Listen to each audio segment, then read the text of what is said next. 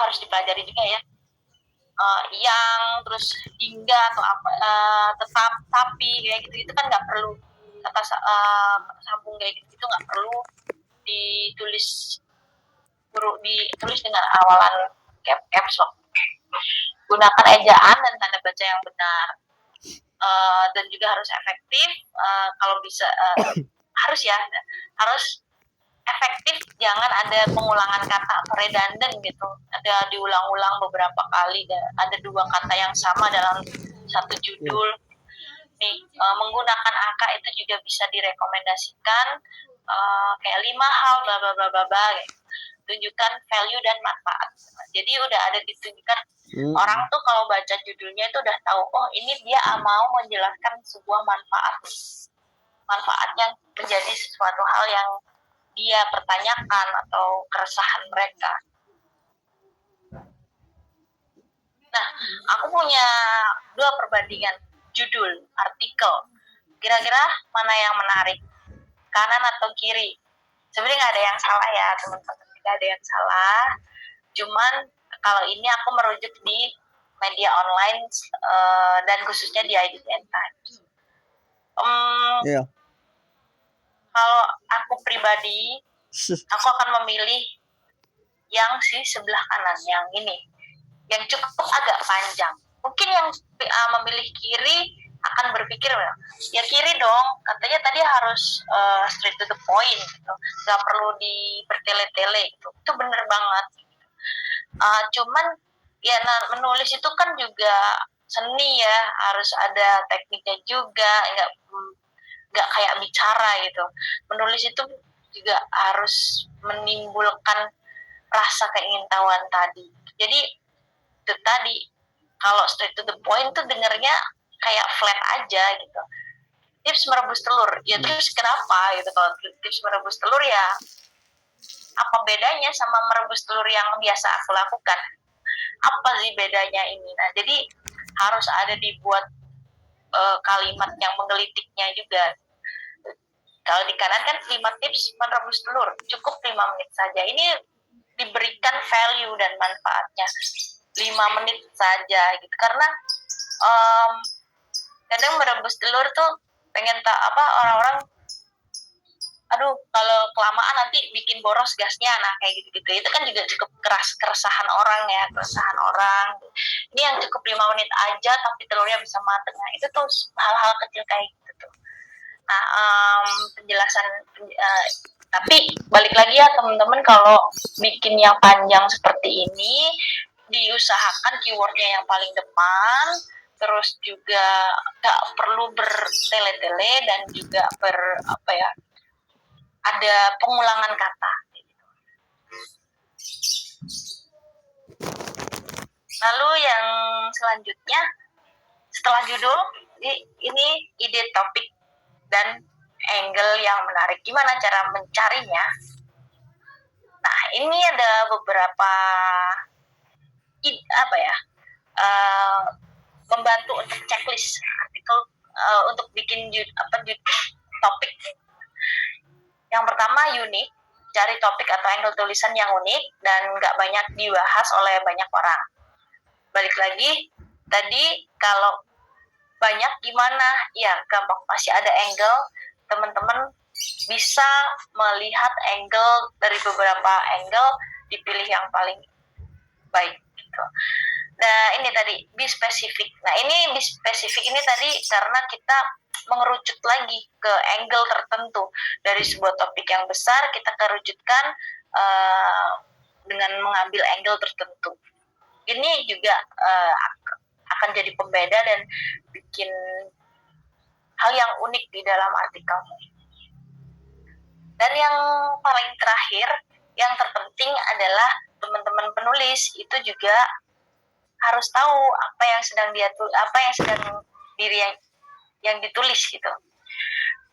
Dan kita tuh harus nyaman sih kalau menulis. Kalau kita nggak ngerti ya kita harus memahami dulu, baca dulu, riset dulu, dipahami dulu sebelum kita menulis. Karena itu wajib ya, teman-teman itu wajib harus mau membaca. Jadi harus melakukan riset-riset tertentu. Risetnya itu seperti apa, nggak perlu yang tergantung juga sih topik pembahasannya mau gimana, cuman riset itu bisa dilakukan dengan hal-hal simpel. Teman-teman bisa wawancara sedikit dari orang-orang sekitar, atau mungkin ya memang berani wawancara untuk pakar tertentu dalam topik yang berat juga, itu harus dilakukan karena kita harus memahami dulu. Nah, kalau cari angle artikel tuh gimana? Ya, yang pertama pastinya kita harus tahu nih topik utamanya apa. Terus topik itu bisa kita pecah-pecah angle-angle-nya yang lebih spesifik dan lebih unik. Untuk memecahnya itu memang perlu latihan ya teman-teman, gimana bikin angle-angle. Karena itu teruslah menulis, karena gimana ya, itu tuh harus dilatih, diasah.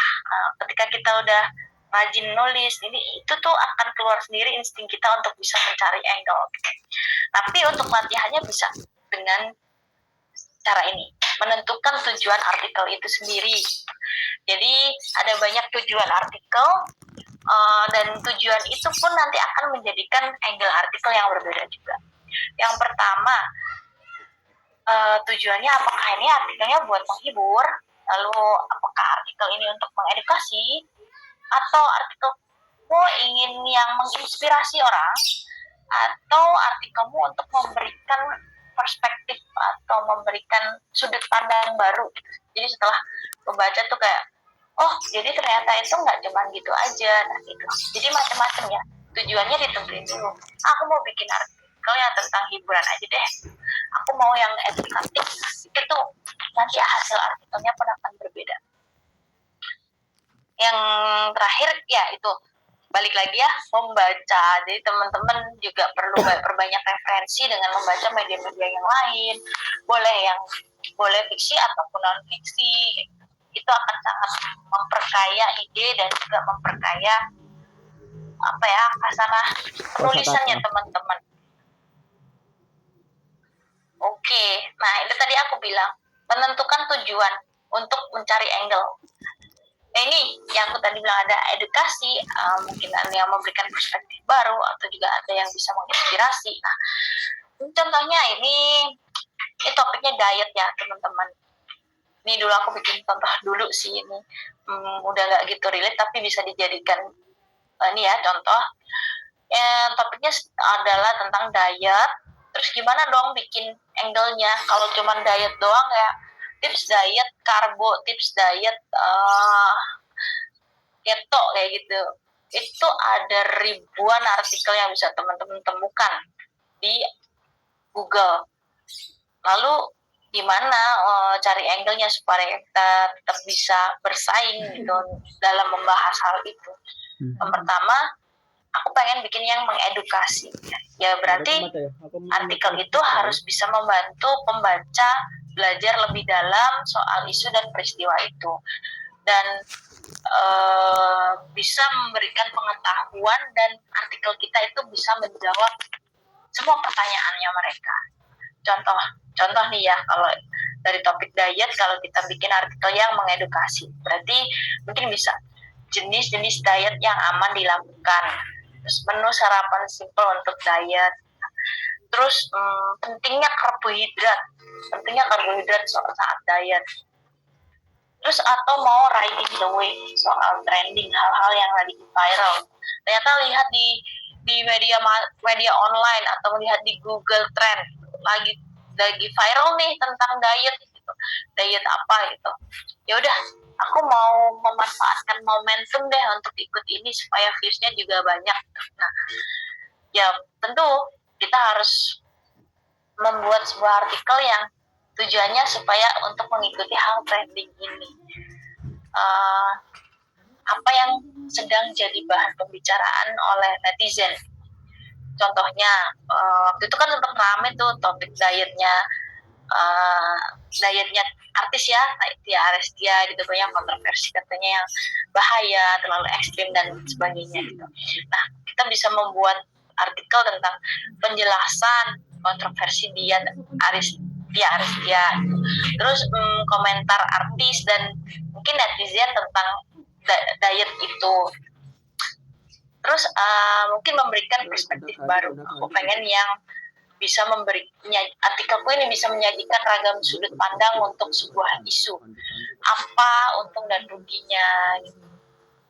Jadi ketika selesai membaca artikel kita, si pembaca itu bisa punya kesimpulan dan membuat opini ini sendiri dari dirinya. Tapi maksudnya bukan berarti menghasut untuk membuat opini yang salah ya. Ini tetap harus berdasarkan riset dan data. Karena itu kadang kalau memberikan perspektif, artikel-artikel yang memberikan perspektif baru, ini harus didukung oleh hasil wawancara biasanya teman-teman.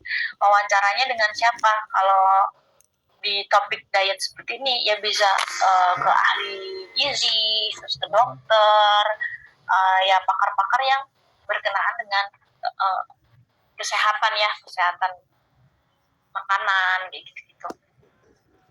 Contohnya kayak bahaya diet ekstrim, efek jika tidak makan karbohidrat sama sekali. Terus mengapa diet tidak disarankan oleh dokter? Nah seperti itu biasanya topik-topik angle-angle artikel yang memberikan perspektif. Yang terakhir ini menginspirasi. Ini ya jelas sesuai dengan namanya. Nah tentunya artikel ini harus bisa memberikan inspirasi ya. Kadang seringkali sih ini akan membahas suatu sosok yang punya prestasi lah, yang inspiratif, nah, yang punya cerita melakukan perjuangan dan menciptakan sesuatu. Nah ini bisa kayak cerita artis menjalankan diet dan pola hidup sehat.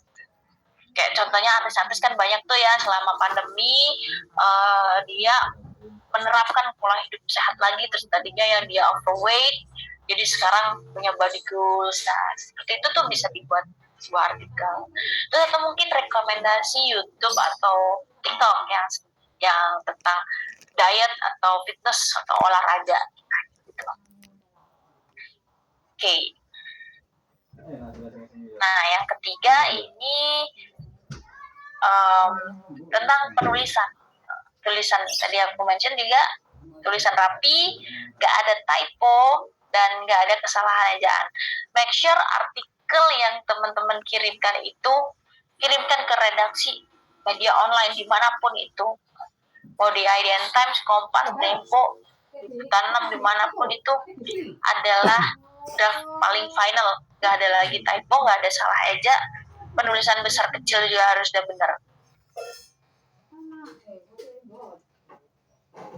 Nih, aku kasih waktu teman-teman baca ini, kasih waktu sebentar lah gitu untuk membaca satu paragraf ini aja. Pasti kerasa lah ya apa sih yang salah, ada banyak banget salahnya di mana aja. Nah yang kayak gini jangan, semoga ya teman-teman yang di sini udah nggak menulis seperti ini lagi gitu.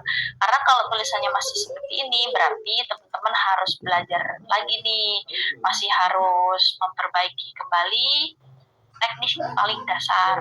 Karena ini masih banyak salah di hal-hal sepele kayak gak ada spasi, terus habis itu penulisan nama orang juga masih kecil, penggunaan tanda serunya sampai double 2 kali gitu. Terus setelah titik dan koma nggak pakai spasi. Nah kalau kita nulis di blog sendiri sih bebas ya teman-teman, nggak masalah gitu. Mau ada orang pembaca juga nggak masalah, bebas mau marah atau gimana, blog kita sendiri. Nah beda urusannya kalau mau kirim artikel ke media massa.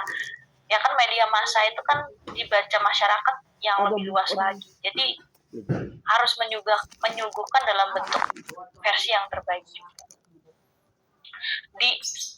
Ini masih ada typo juga. Di spasi, disambung itu masih banyak banget yang salah. Mana kapan harus dipisah dan kapan harus disambung. Itu masih banyak banget yang salah dan dikirimkan di IDN Times. Oh iya di hak. Oke. selanjutnya setelah kita udah punya basic yang baik ya dalam penulisan, dalam tata bahasanya juga, tanda bacanya udah benar semua. Yang terakhir, yang selanjutnya ini teman-teman harus memperhatikan dari kalimatnya efektif atau enggak. Ini cara penulisan kita, bahasanya ini udah dipahami nggak sama pembaca, terus monoton nggak sih, ngebosenin nggak sih, dan juga harus berkesinambungan ini nyambung ya dari poin, kan tadi listicle ya, dari poin 1, 2, 3 ini masih ada sambungannya, masih ke urutannya. Oke. Kalimat efektif ini to the point, nggak bertele-tele. Orang baca itu langsung paham, nggak ada kata atau ungkapan singkatan yang asing, karena khususnya teman-teman yang mau nulis nulis artikel kesehatan atau mungkin olahraga gitu. Banyak istilah awam ya, menulis berita ekonomi gitu, banyak istilah asing yang orang awam tuh nggak paham. Nah, penulis yang baik adalah bagaimana bisa menuliskan istilah yang sulit dipahami itu agar membaca itu bisa mengerti. Terus juga variasi katanya juga perlu diperbanyak. Jadi harus perbendaharaan kata itu harus juga diperbanyak supaya kita kalau menulis nggak monoton. Contohnya seperti sinonim dan kata ganti subjek. Kalau menulis penyebutan nama aja, kalau keseringan namanya disebut terus kan bosen ya. Contohnya kayak apa? Ya mungkin contohnya kayak Cristiano Ronaldo gitu ya. Teman-teman menulis soal Cristiano Ronaldo. Dalam satu paragraf penyebutan Cristiano Ronaldo aja bisa sampai 3 kali atau 4 kali. Itu kan bosen banget didengerin ya, nggak enak. Cristiano Ronaldo adalah pesepak bola ya ini. Cristiano Ronaldo bla bla bla bla. Cristiano Ronaldo lagi berkali-kali. Nah, kalau bisa itu diganti kata subjeknya, mungkin bisa ditulis pesepak bola Manchester United ini, sepak bola yang pernah memenangkan Ballon d'Or itu, kayak gitu ya teman-teman. Jadi kita harus memperbanyak diksi, vocabulary, perbendaharaan kata itu senjatanya para penulis. Oh, ternyata sudah masuk SEO. Jadi tadi ya teman-teman, yang pertama yang topik, angle, terus juga penulisan judulnya, lalu juga penulisan apa ini tadi, yang tulisannya rapi ya, jangan ada typo, baca double check 3-4 kali, jangan sampai ada kesalahan ejaan, typo. Terus juga kalimatnya jangan bertele-tele. Nah, kalimat efektif ini memang cukup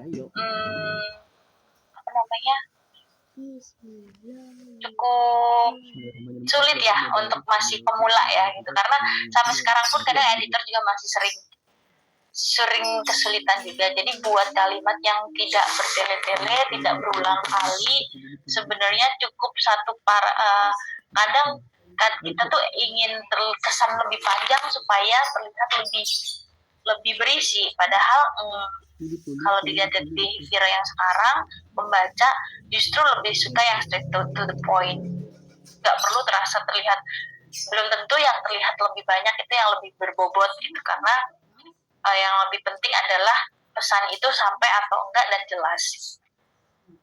Oke, ini kita masuk sedikit tentang SEO ya.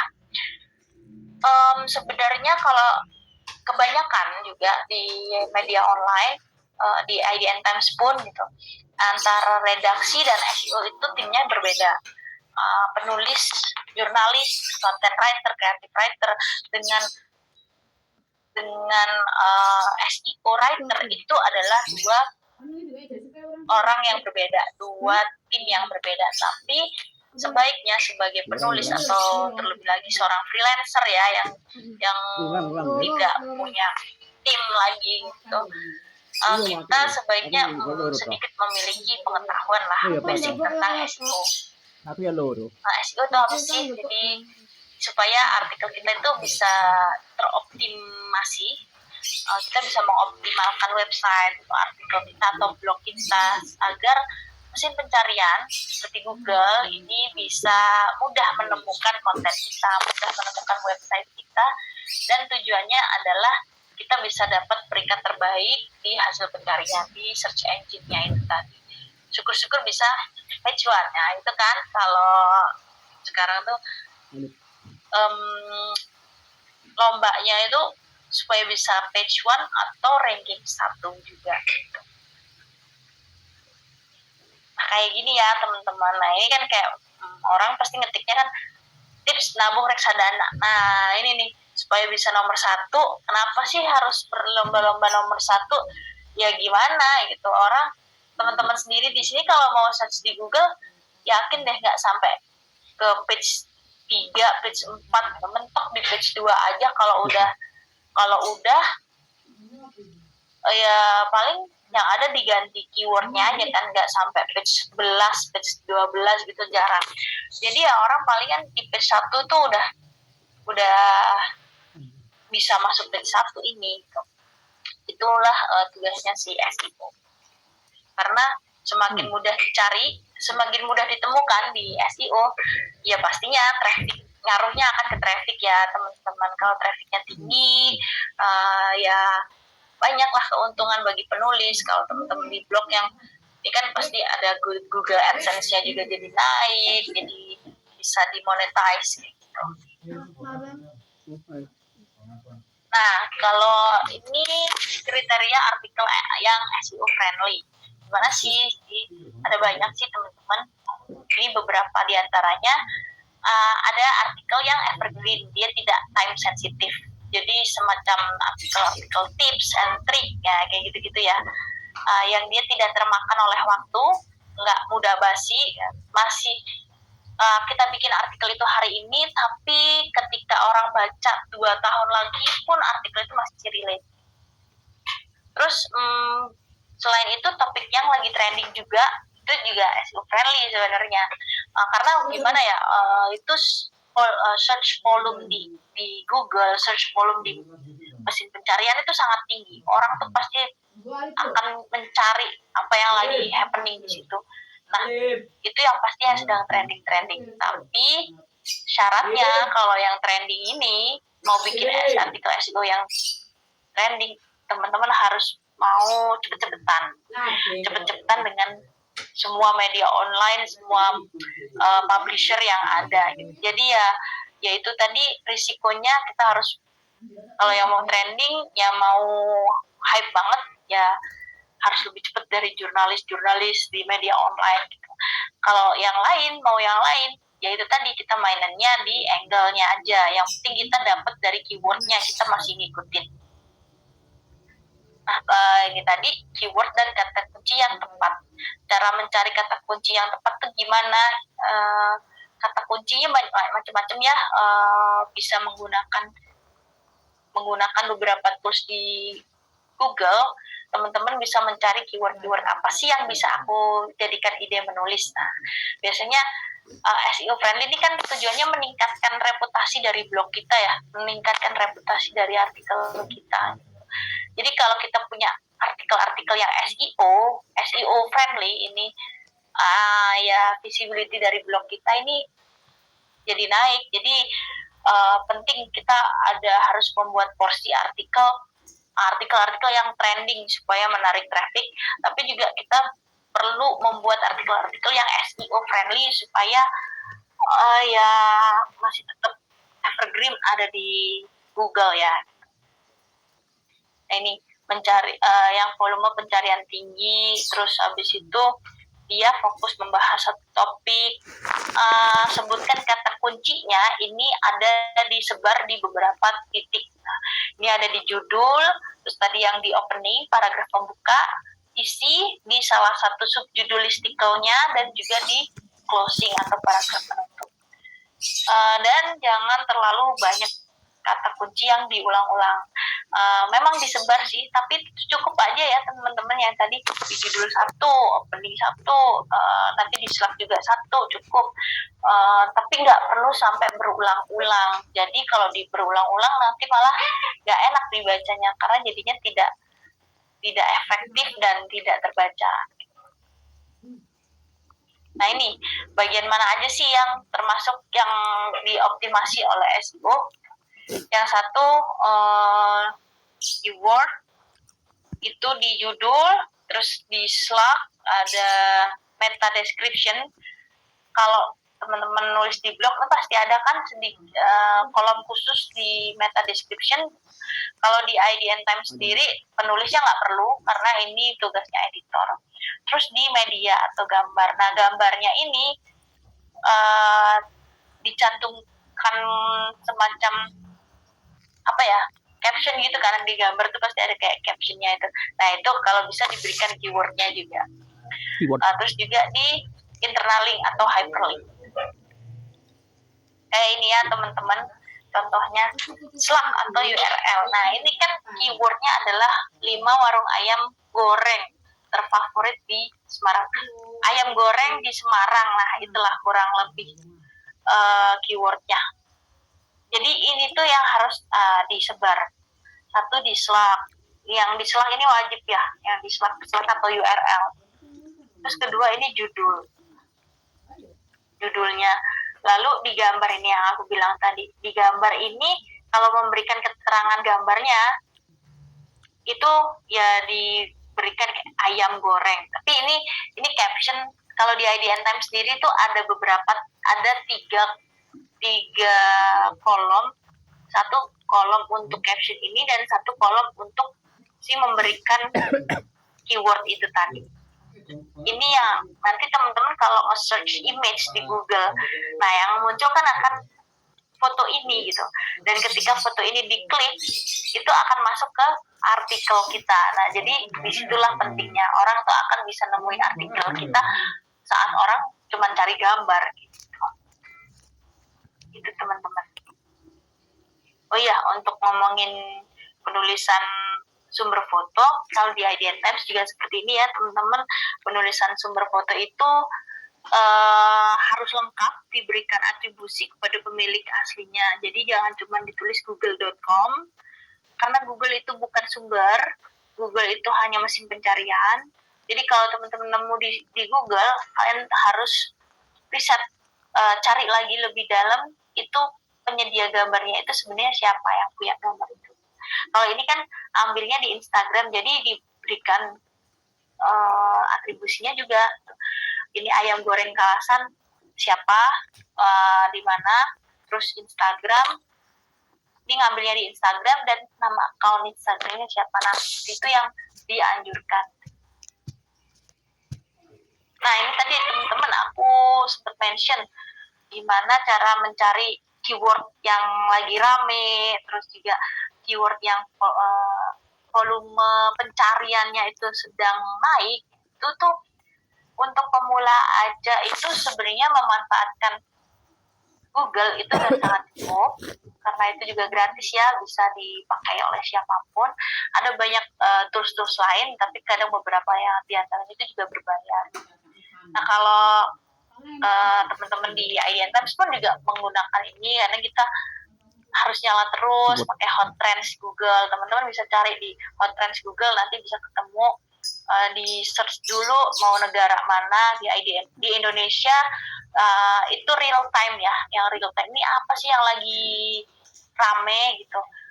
Oh ternyata lagi ada rame tentang ini, ya udah teman-teman mungkin bisa bikin artikel tentang itu. Nah trending search. Terus ada juga trending search Google. Trending search Google ini di beda website, tapi tetap sama-sama punya milik Google. Ini teman-teman bisa cari Google Trending gitu. Nanti akan keluar ini, nanti diganti negaranya di Indonesia, dia akan suggest teman-teman ini yang artikel-artikel yang lagi trend dan dibaca sangat tinggi oleh pembaca. Ini dari media apa aja, itu mungkin bisa jadi referensi teman-teman. Oh, yang ramai sedang ini, aku bikin angle yang lain deh, gitu kan. Terus yang terakhir ada Google Trend Compare Keyword. Ini untuk comparing keyword ya teman-teman, bisa tahu sebaiknya aku pakai kata kunci yang ini atau yang ini nih. Ternyata yang lebih ramai ini supaya lebih mudah didapat oleh Google gitu kan. Jadi ini sangat bermanfaat. Contohnya di sini kan ada kayak Liga Inggris, Liga Premier, atau Premier League. Mau pakai yang mana nih? Mana yang paling banyak dicari nih? Itu bisa di-compare 3 langsung nih di Google. Oh, ternyata yang paling tinggi dicari sama pembaca di Google itu adalah Liga Inggris. Ya udah, judulnya bisa pakai Liga Inggris aja, nggak usah pakai Premier League gitu. Atau mungkin yang keyword-keyword yang lain itu bisa di compare begini. Nanti teman-teman bisa dikulik-kulik sendiri ya, kayak hal-hal seperti ini. Sangat menyenangkan, dan sebagai penulis itu harus juga melek teknologi supaya kita karya kita tuh juga bisa terdiscover oleh pembaca. Oke, itu aja sih teman-teman, Mager dan mulai menulis. Semoga pembahasan saya hari ini, presentasi saya ini bisa sedikit memberikan memberikan manfaat buat teman-teman semuanya. Yaitu Kak Nur Kalbi, presentasi saya mungkin tadi sebelumnya mungkin aku belum baca chat-chat, mungkin ada banyak yang bertanya. Saya kembalikan dulu ke Kak moderator dulu. Oke, baik. Terima kasih Kak. Terima kasih untuk Kak Ernia Karina telah memberikan materi yang sangat baik pada hari ini. Dan itu tadi pemaparan materi dari Kak Ernia Karina, semoga dapat mudah dipahami oleh kita semua yang ada di sini. Amin, amin ya robbal alamin. Selanjutnya adalah sesi diskusi yang dari tadi ini kita tunggu-tunggu nih. Banyak banget pertanyaan di room chat yang ingin menanyakan kepada Kak Ernia Karina terkait dengan menulis artikel di media online ini. Baiklah, pertanyaan untuk sesi diskusi kita buka ya Kak. Untuk pertanyaannya bisa langsung lewat on mic atau di unmute, terus sebut nama dan pertanyaannya. Atau bisa juga lewat room chat ya Kak, disebut nama dan pertanyaannya. Oke, kita buka. Oke, ya, dimulai dari Kak Rio nih, silahkan Kak Rio bertanya dulu.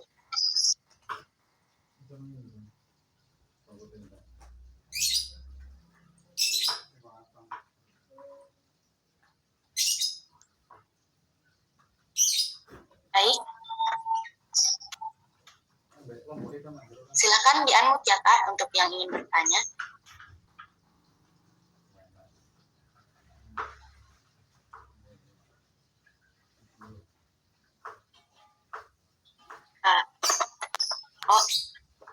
Karena ada yang raise hand dulu ya Kak, jadi kita panggil dulu untuk Kak Ade Sofyan, silahkan bertanya.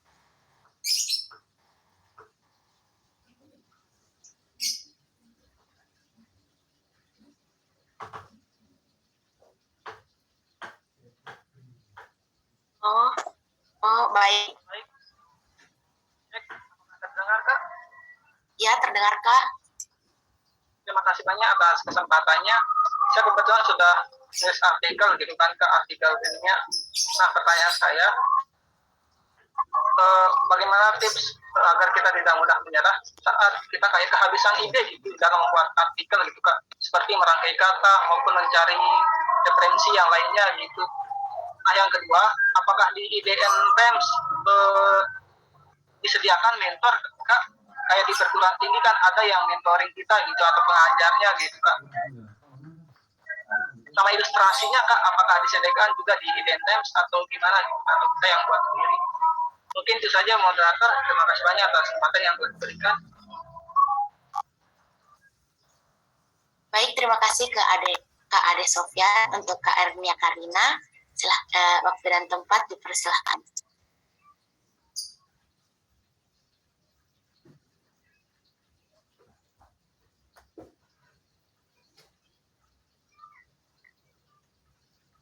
Ya,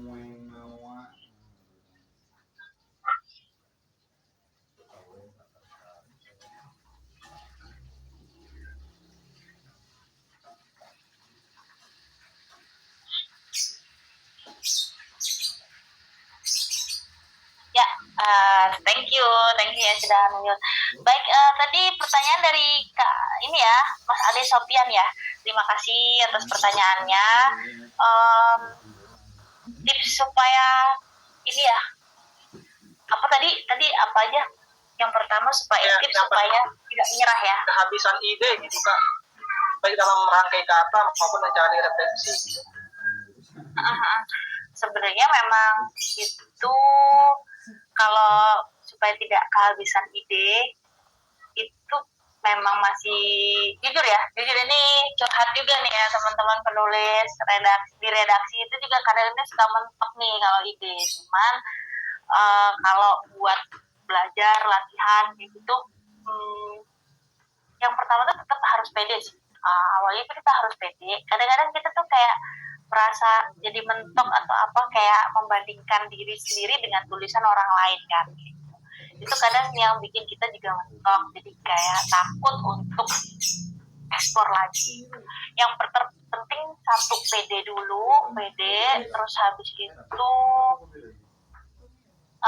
tetap dicari yang paling nyaman menulis di topik apa. Itu paling penting, karena kalau kita nggak nyaman nulis di situ, kita yang ada jadi malas nantinya. Ditemukan dulu aja, diekspor dulu dari beberapa jenis topik-topik atau mungkin jenis tulisan gitu yang paling nyaman. Nanti di situ akan menemukan enjoy-nya di mana. Nah, itu yang paling penting kalau udah enjoy. Terus supaya bisa nambah referensi atau supaya tetap semangat terus, saran aku itu kamu cari teman yang juga sama-sama suka nulis atau ikutan komunitas penulis, kayak mungkin blogger gitu. Terus juga di IDN Times ada komunitas penulis, mungkin bisa join dengan sama-sama penulis, saling bertukar pikiran, saling sharing tentang progres. Itu tuh cukup membantu kita untuk bisa terus develop skill kita. Nah, tadi kalau tanya soal kalau di IDN Times apakah disediakan kayak ilustrasi kayak gitu ya. Nah, kalau ilustrasi sendiri sebenarnya IDN Times ada ya. Ada ilustrasi gambar yang disediakan, itu nanti bisa dipilih sendiri di sana. Cuman kadang-kadang memang kelemahannya ilustrasi itu jadi kurang menarik kadang kalau isinya semuanya ilustrasi gambar semua ya, kecuali itu adalah khusus artikel-artikel tentang ilustrasi kehidupan lah yang kayak gitu. Tapi saranku kalau topnya biar lebih relate lagi adalah gambar-gambar yang contoh kayak travel gitu. Nah, kan nggak enak tuh kalau fotonya ilustrasi ya. Kalau bisa itu, kalau punya foto sendiri syukur, mungkin pernah datang ke tempat wisata itu sendiri, itu bisa dipakai. Cuman harus, sekali lagi, foto itu meskipun terlihatnya cuma sebagai pemanis, tapi dia yang justru menarik ya. Yaitu pastikan foto kita itu proper nggak, gitu. Foto kita itu udah HD atau belum, apakah gambarnya juga udah baik gitu. Itu sih yang harus dipastikan. Atau mungkin kalau nggak punya ya mau nggak mau harus mengambil di, kebanyakan sekarang text to Instagram ya, karena udah banyak sih di Instagram gitu. Tapi syaratnya harus izin dulu kadang-kadang kan, kecuali kalau itu mungkin artis itu kadang-kadang nggak masalah kita ambil fotonya. Tapi kalau seperti mungkin selebgram atau mungkin orang biasa tapi dia pernah ke tempat wisata itu, kita harus izin dulu kan. Sekarang bisa DM ya, atau mungkin ada emailnya, atau di DM aja gitu, minta izin, saya mau pakai fotonya untuk bahan saya menulis artikel, saya kirimkan di IDN Times. Nanti kalau artikelnya sudah terbit, saya akan kasih tunjuk gitu. Dan pasti mereka biasanya kalau kita izin, mereka akan mengizinkan asal mereka mau nama pemilik fotonya dicantumkan juga. Nah, itu sih kalau foto saranku untuk ilustrasi untuk hal-hal tertentu aja, kalau bisa fotonya yang real. Nah, tadi. Terus apalagi tuh kalau yang terakhir tadi? Mentoring itu Kak, apakah ada mentoring dari IDN Times ya? Oke, kalau mentoring, alhamdulillah kalau di IDN Times kita rajin bikin kelas menulis juga. Kita juga sering sih bikin, kalau sekarang ini kan aku cuman baru sharing dulu ya, belum masuk ke tahap seperti workshop dan mentoring gitu ya. Kalau di IDN Times kita itu punya setiap quarter gitu kita ada kelas menulis, kita sebutnya IDN Times Writing Academy. Nah, kalau itu tuh kita beneran menulis dengan topik-topik tertentu, tapi jadi topiknya bisa aja topiknya travel aja, food aja itu, tapi dalam 1 bulan 4 kali pertemuan itu akan ada 4 kali pertemuan, 2 kali sesi materi dan 2 kali sesi bedah artikel. Nah, bedah artikel ini ya kita akan satu persatu artikel dari para peserta ini akan dikoreksi sama editor, akan dibahas bersama-sama dengan para peserta di mana sih salahnya, di mana letak ini, dan kalau bagus pun juga akan dibahas kenapa ini bagus, kenapa ini bisa dicontoh sama teman-teman yang lain. Jadi kalau Mas Ade pengen ikutan, saran aku boleh deh sekarang, kalau belum pernah nulis di IDN Times kamu bisa dikirim dulu, dicoba.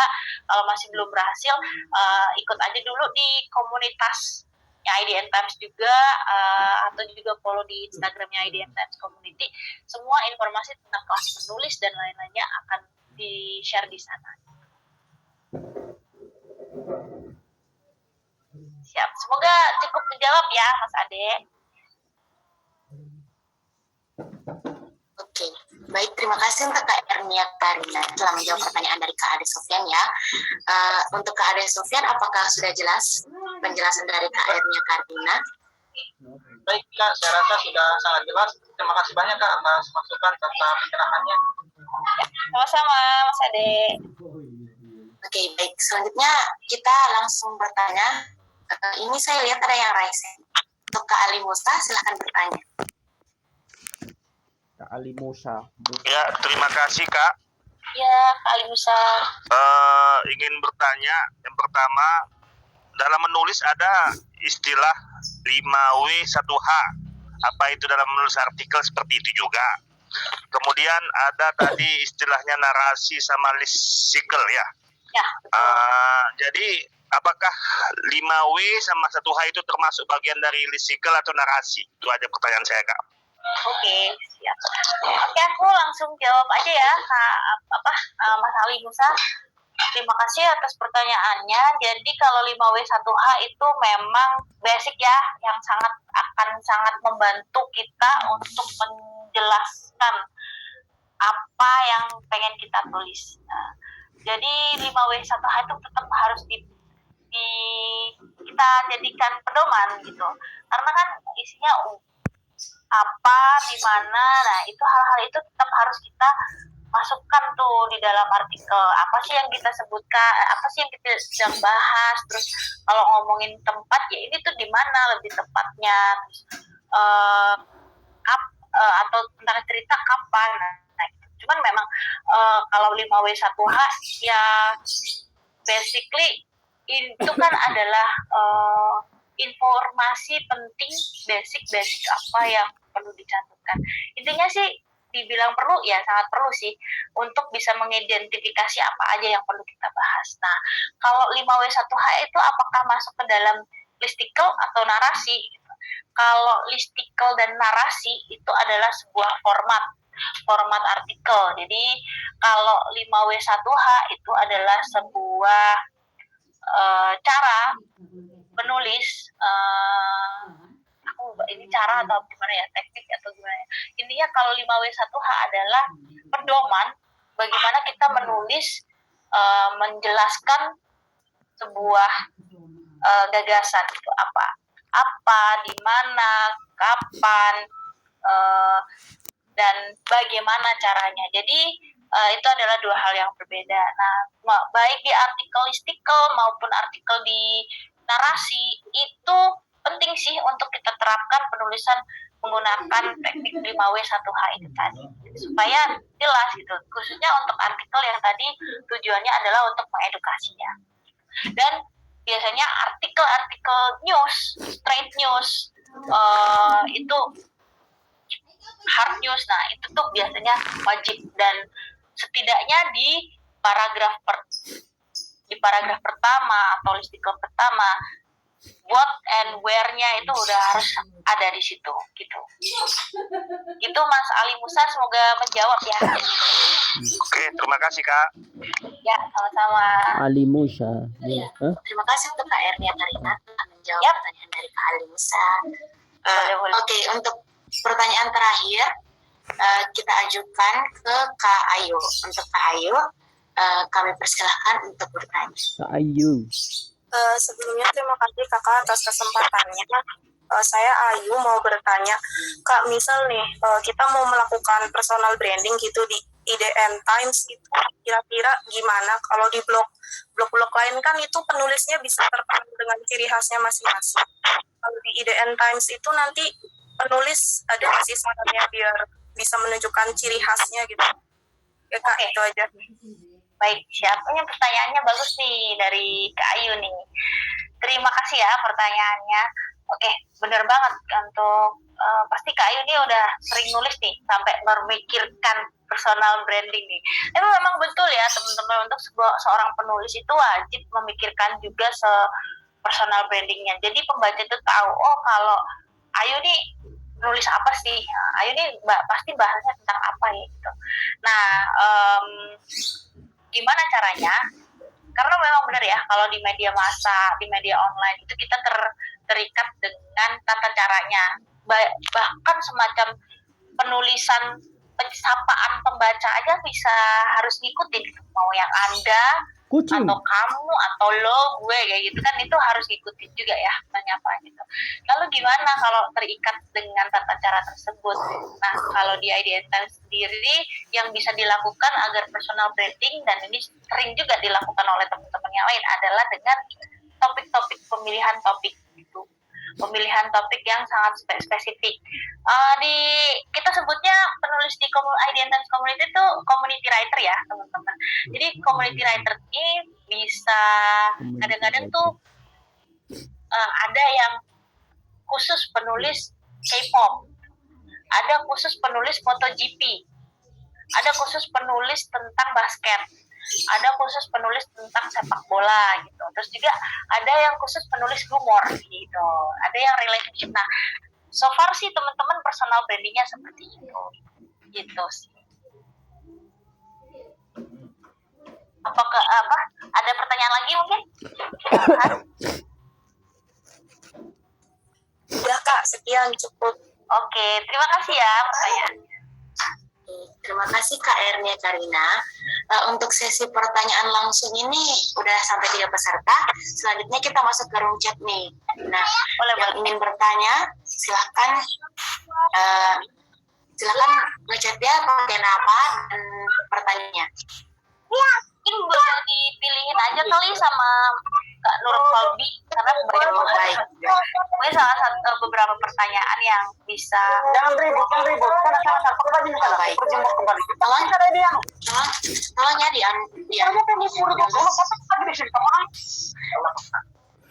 tolong di Masa mau denger tadi kalau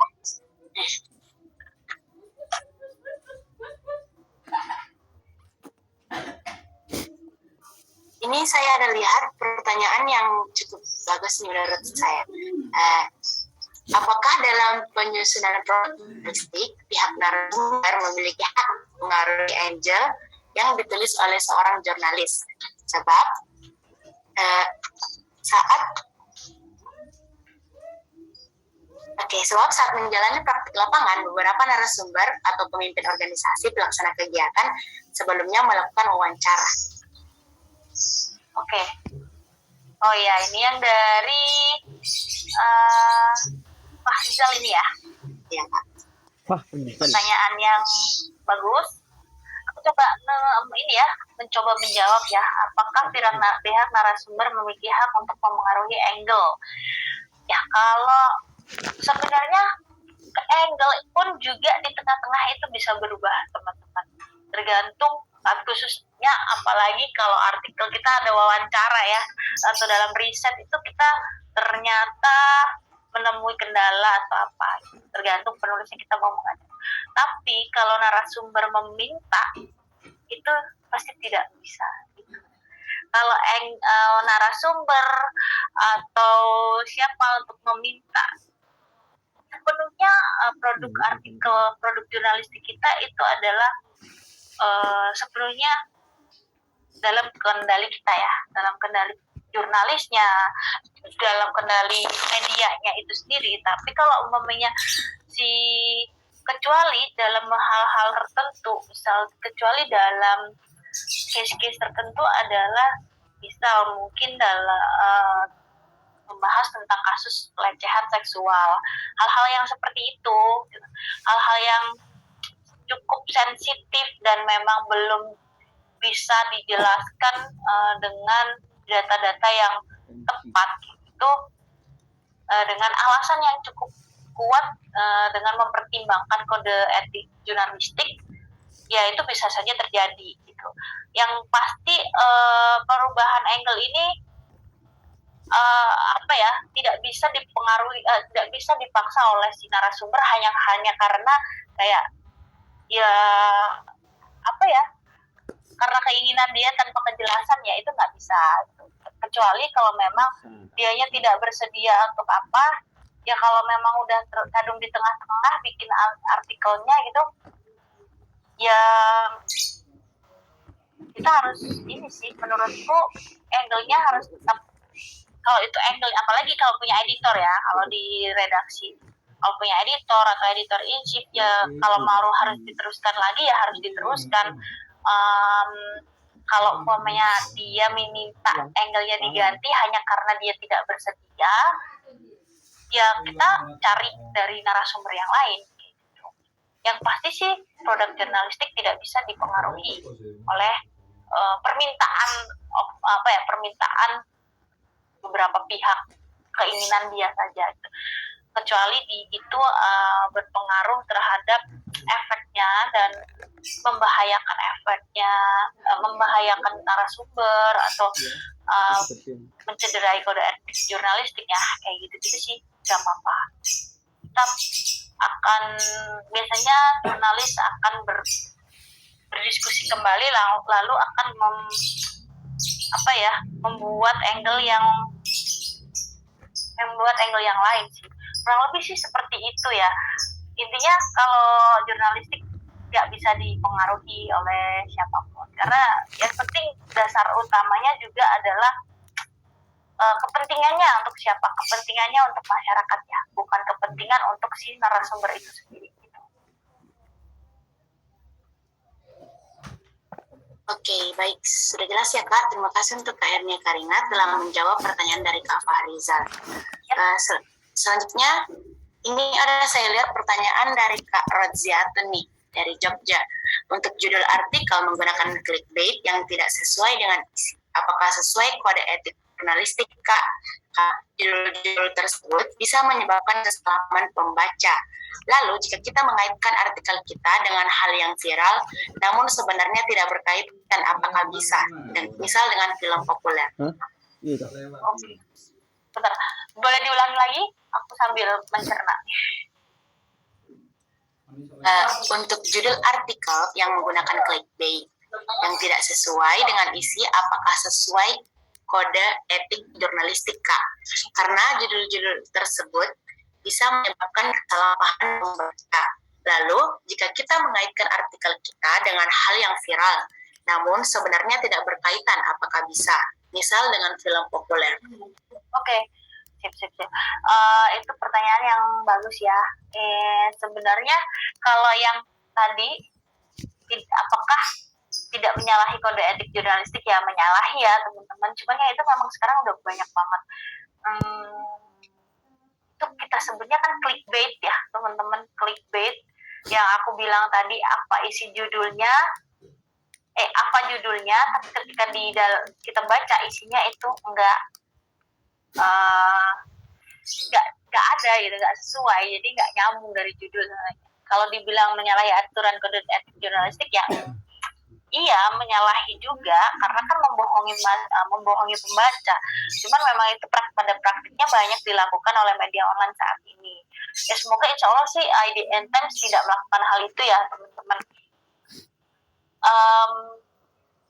Karena ya itu tadi sih, membohongi, dan kalau kita telah terbohongi kayak males lagi kan bakalan bacanya. Terus kalau tadi yang disangkut pautkan dengan yang viral,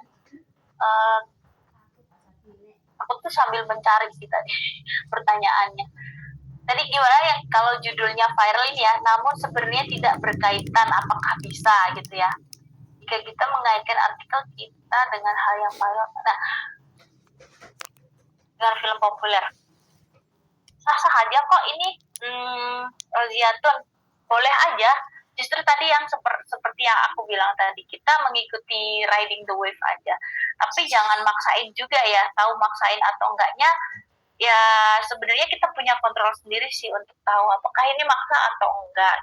Kalau umpamanya dikaitkan dengan film populer, tergantung juga apa yang lagi viral gitu. Kalau hal itu berkaitan, contoh gitu, selama itu dikaitkannya etis-etis aja, menurut aku sih nggak apa-apa. Menurut contohnya mungkin ada berita duka ya, ada aktor yang meninggal dunia, lalu kita mengaitkannya dengan film populer gitu. Ya itu tokoh ini pernah main di film-film apa, nah sebenarnya itu nggak masalah kan, karena ya itu kilas balik tentang beliau, terus juga membahas tentang prestasinya, itu nggak masalah, itu masih etis. Kecuali kayak ada hal-hal yang kurang etis yang kadang terlalu dipaksakan gitu untuk hanya sekadar mengikuti hype, itu yang nggak boleh sih. Yang kita sendiri sebagai penulis tuh juga harus punya common sense tentang hal-hal isu-isu tertentu yang harusnya kita pertimbangkan juga, apakah ini aman untuk kita publish, apakah ini etis. Itu sih, kalau umpamanya Roziatun bisa menemukan angle dan mengaitkannya dengan yang lagi viral, tapi itu tidak menyalahi, itu akan sangat menguntungkan sekali untuk artikelnya Roziatun gitu. Roziatun, Mbak Tun. Oke, terima kasih banyak untuk Kak Ernia Karina telah menjawab pertanyaan dari Kak Roziatun nih. Semoga bisa lebih jelas untuk kita semua dan dapat bermanfaat. Amin. Baik.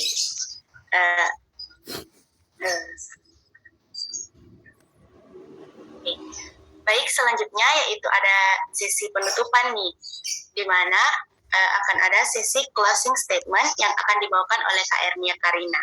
Untuk Kak Ernia Karina, waktu dan tempat dipersilahkan. Oh, ini sudah closing kah? Oh iya, untuk sesi diskusi ini kita batasi Kak, untuk pertanyaan secara langsung ada 3, ya, dan untuk pertanyaan lewat room chat ada 2. Oh gitu ya, jadi ini masih banyak ya pertanyaan dari teman-teman yang belum terjawab nih saya. Iya Kak, dari panitianya sendiri ya, kita sudah berdiskusi tentang hal ini. Ya, kita batasi emang pertanyaan. Oke, ini aku kasih penutup aja nih, Kak Nur Kalbi. Ya? Ya. Oke. Baiklah. Untuk sesi closing statement yang akan dibawakan oleh Kak pemateri kita pada hari ini, Kak Ernia Karina. Waktu dan tempat dipersilahkan. Baik, terima kasih Kak Kopi. Teman-teman, sayang sekali ya, nggak kerasa sebenarnya. Sebenarnya masih banyak pertanyaan, tapi mohon maaf aku belum bisa karena waktu yang terbatas juga. Itu mohon maaf belum bisa menjawab satu persatu. Tapi terima kasih buat teman-teman yang tadi bertanya dan aktif bertanya dan berdiskusi. Gitu. Terima kasih dan semuanya yang sudah mengikuti acara sharing session pagi ini. Terima kasih semangatnya karena di hari Minggu teman-teman masih punya semangat untuk bisa menimba ilmu ya, untuk sharing-sharing bareng. Semoga apa yang aku sampaikan hari ini bermanfaat, memberikan sedikit pandangan baru tentang menulis dan memberikan semangat ke teman-teman untuk mencoba menulis di media online. Apalagi sekarang sudah sangat banyak sekali platform-platform yang tersedia. Jangan takut buat coba, tetap harus pede, terus latihan. Teman-teman juga jangan ragu untuk mulai berkomunitas dengan teman-teman yang lain yang sama-sama keinginan jadi penulis ya, yang aktif menulis. Itu akan sangat membantu teman-teman. Percayalah, menulis adalah salah satu skill yang akan memberikan banyak manfaat untuk teman-teman semuanya. Nggak cuma di Identitas, akan ada banyak sekali. Kalau yang tadinya belum menulis, semoga setelah mengikuti acara ini jadi mau menulis. Nanti kalau yang sudah pernah biasa nulis di blog, setelah ini mau belajar mau men-challenge diri menulis di media online atau di media massa. Jadi skillnya terus upgrade gitu ya. Untuk teman-teman yang masih mau mau sharing bareng aku ya, semoga nanti next kita ada acara lagi bersama, kita ketemu lagi, atau mungkin mau belajar di Identitas juga boleh. Nanti aku akan juga sering ngadain kelas tulis juga. Jadi semoga kita tetap stay in touch. Terus semangat buat teman-teman semuanya. Terima kasih ya. Terima kasih banyak Kak untuk Kak Ernia Karina telah memberikan closing statement untuk para peserta dan event kita pada hari ini. Oke, acara selanjutnya yaitu pemaparan kesimpulan materi yang akan dibawakan oleh saya sendiri. Oke, kesimpulan pada materi kita pada hari ini, secara terminologi, menulis artikel di media online adalah kegiatan membentuk suatu tulisan untuk artikel dengan penggunaan media online. Dengan menulis artikel di media online dapat membentuk kemampuan berpikir kritis, daya imajinasi, dan kreativitas kita, serta dapat meningkatkan tingkat komunikasi. Menulis ini adalah dasar hard skill yang benar-benar dibutuhkan buat semua pekerjaan. Nah, buat teman-teman semua, ayo kita berlatih menulis agar makin hari skill-skill menulis kita makin meningkat dan makin baik. Bisa dimulai dengan contohnya menulis artikel di media online. Buat teman-teman generasi milenial dan generasi Z yang memiliki ketertarikan tulis-menulis, bisa nih ikut platform menulis dari IDN Times yang seperti Kak Ernia Karina tadi katakan. Itu saja kesimpulan dari materi kita pada hari ini. Saya kembalikan ke Kak MC kita, Kak Rizky. Oke, Kak Rizky. Oke, terima kasih juga untuk Kak Ernia Karina yang telah memaparkan materi dengan begitu luar biasa dan menjawab pertanyaan-pertanyaan dari partisipan yang pastinya akan lebih menambah nih pengetahuan kita bagaimana sih menulis artikel di media online. Dan juga terima kasih kepada Kak Nur Kolbi selaku moderator yang telah memandu acara webinar pada hari ini. Nah, sebelum kita melanjut ke sesi foto bersama, akan ada pemberitahuan bagaimana sih cara pemberian rating pada aplikasi Rupiah Cepat. Nah, mungkin untuk operator bisa membantu kita untuk share screen.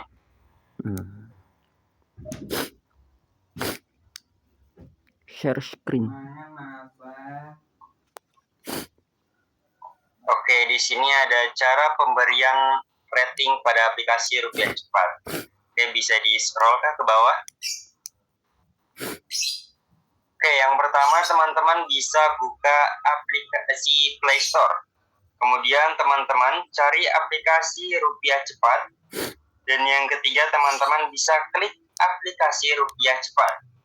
Kemudian teman-teman bisa download dan beri rating bintang 5 di kolom rating. Kemudian teman-teman bisa memberikan rating bintang 5 dan komentar terbaik. Dilanjut dengan tampilan yang ada, bisa di scroll ke bawah Kak, untuk poin yang nomor 6.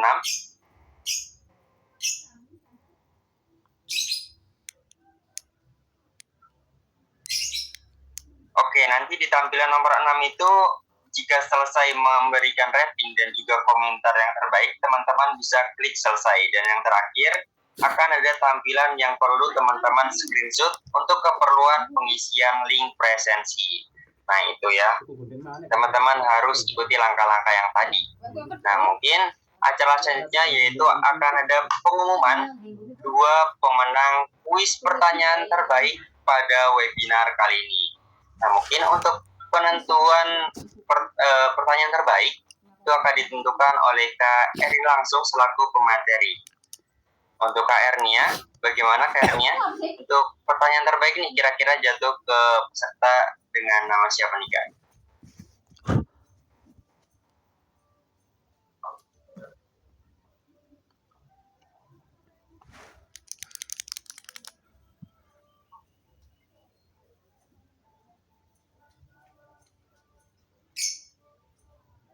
Mungkin tadi ada pertanyaan pertama itu ada dari Kak Ade Sofyan, terus pertanyaan kedua dari Kak Ali, ya kan? Pertanyaan ketiga dari Kak Ayu, kemudian dilanjut ada Kak Fahrizal yang di kolom chat, dan juga ada Kak Roziatun. Nah, kira-kira menurut Kak Ernia pertanyaan terbaik jatuh ke siapa nih? Untuk 2 pertanyaan terbaik.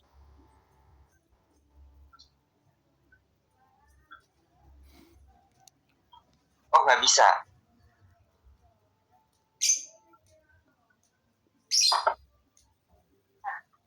Nah ini udah bisa nih. Oke, pertanyaannya sebenarnya bagus-bagus ya pertanyaannya, cuman mungkin aku pilih yang pertama ada Ayu. Ya ada Ayu, kemudian Kak? Lalu aku pilih yang tadi Fahrizal. Siapa ya? Fakhrul apa siapa? Yang Fahrizal. Ya Fahrizal itu. Oke, untuk pemenang dari kuis pertanyaan terbaik di webinar kali ini jatuh kepada Saudara Ayu dan juga Kak Fahrizal. Oke, terima kasih juga kepada Kak Ernia ya telah membantu untuk memilih pertanyaan terbaik Kak. Terima kasih. Oke, mungkin Hadiah dari saya. Oke, terima kasih juga Kak Ernia. Mungkin untuk para pemenang nanti akan dihubungi langsung oleh panitia untuk mendapatkan door prize. Nah, selanjutnya kita akan ada sesi foto bersama nih. Teman-teman mungkin bisa menyalakan kameranya. Kita akan pengambilan sesi foto bersama. Enggak, oleh terakhir nyalakan kamera sing pas pidato nih aku enggak. Mati ya. Kepetek. Oke, ditunggu ya teman-teman yang belum on cam.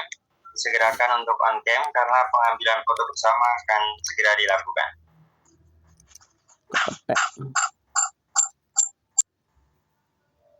Gimana teman-teman? Wah itu siapa? Muncul. Oke, mungkin untuk kakak operator yang bertugas untuk mengambil gambar, waktu dan tempat dipersilakan. Coba kamera apa? Untuk gambar ya, ke foto-foto bersama.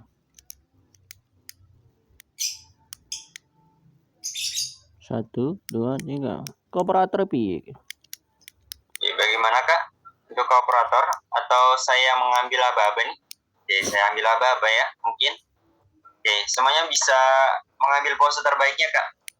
Oke, kayak formal dulu ya. Lihat ke kamera, senyum. 1, 2, 3. Lo sing Oke, sekarang kayak bebas nih Kak. ya. Kayak bebas, teman-teman bisa bergaya bebas mungkin. Oke, 1, 2, 3. Konco-konco akeh sing ayo pilih. Angel sing ndi sing apa? Selanjutnya mungkin. Yo iya, ayo. Oke. Wake 1, dong. 2, 3. Wake. Oke, mungkin untuk sesi foto bersama telah selesai. Oh iya, ada ada teman-teman. Kemudian ada link presensi yang nantinya akan dikirim ke room chat, teman-teman jangan lupa isi. Dan juga ada link untuk pengisian feedback pada acara kali ini.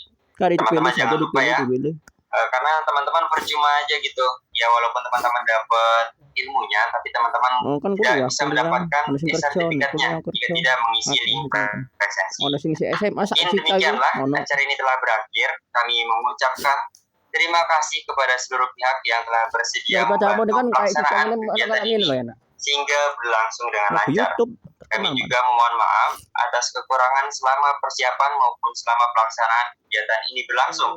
Semoga acara webinar nasional ini bermanfaat bagi kita semua dan semoga kita tetap diberikan keadaan sehat walafiat sehingga dapat bertemu lagi pada pertemuan yang akan datang. Saya selaku Master of Ceremony mohon maaf apabila ada kesalahan. Saya Rizky Saputra, pamit undur diri. Wabillahi taufiq wal hidayah. Wassalamualaikum warahmatullahi wabarakatuh. Terima kasih teman-teman. Jangan lupa isi link presensi ya. Makasih juga ke Ernia Karina udah meluangkan waktunya untuk berbagi. Makasih Kak. Terima kasih. Sampai jumpa lagi ya teman-teman. Ya, sampai jumpa lagi Kak. Ya teman-teman jangan lupa ya isi link presensi sebelum keluar dari room Zoom-nya. Gue bingung Rizky anak telu. Sing Rizky nih. Hi, my name is Jordi Filbert. Jadi gue adalah buyar. seorang content creator dan streamer. Oke, terima kasih juga teman-teman udah meluangkan waktunya di weekend ini ujian webinar kita. Ya, masih kita tunggu ya Kak. Linknya tidak akan ditutup untuk teman-teman berkesempatan mengisi link presensi dan juga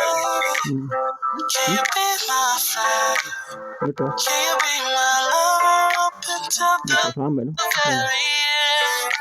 Let me show you love, no pretend. Stick by my side even when the world is giving in. Oh, don't you worry, I'll be there whenever you want me. I'll be somebody who can love me at my worst. No, I'm not sampai kan mungkin mau kan aku dengan ini biasa soalnya Bu. This is only you, nobody knew I put you first. And for you, girl, I swear I do the worst.